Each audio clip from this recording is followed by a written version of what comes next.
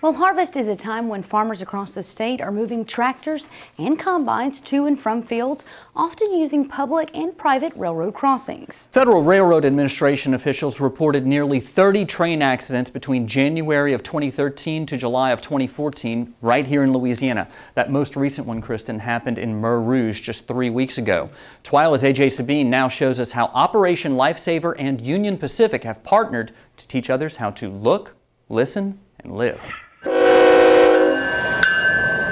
For Operation Lifesaver, safety begins and ends on the rail. That idea is especially true today as Union Pacific has invited the public to experience round-trip rail travel in coaches from the company's past. About 20 passengers boarded the Columbine circa 1955. Operation Lifesaver Executive Director Claude Mayer says these passengers will learn more about railroad safety by making a memory on this historic coach. And hopefully that'll help transform into our education message. And when we tell them about how a train moves, how fast it goes, how long it takes it to stop, they'll be able to see it firsthand and they'll be able to relay that information and absorb it. Within the domed coach Columbine, 3-year-old Jayla Leslie enthusiastically learned the message of rail safety.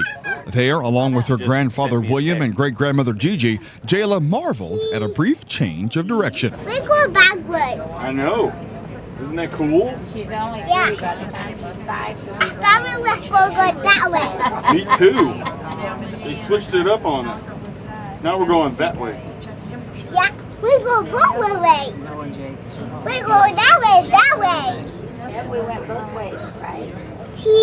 Derek Pinsonet and his son Cooper enjoyed the sunshine during their 75-mile train ride, since the opportunity to ride an antique train was hard to resist.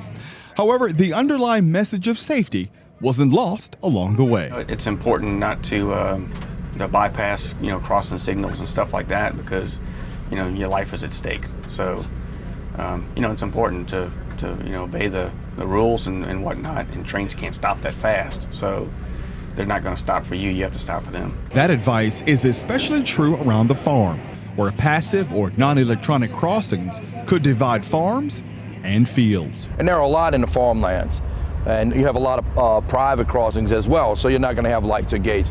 So what we recommend is to make sure they stop far enough back from the track to keep them safe. The trains overhang the tracks by at least 3 feet.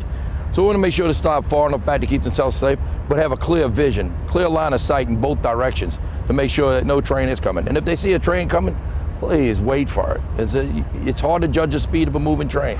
Operation Lifesaver provides free rail safety presentations to civic groups and others who live or travel near railroad tracks. For more information about Operation Lifesaver, log on to our website at twilatv.org. And guys, I'm going to tell you, it was fascinating to ride on these rail cars from the 50s. I kept wanting to have like a porter serve me a dry martini. It was fantastic. Sounds like it was fun, but that little girl in the story was just so cute.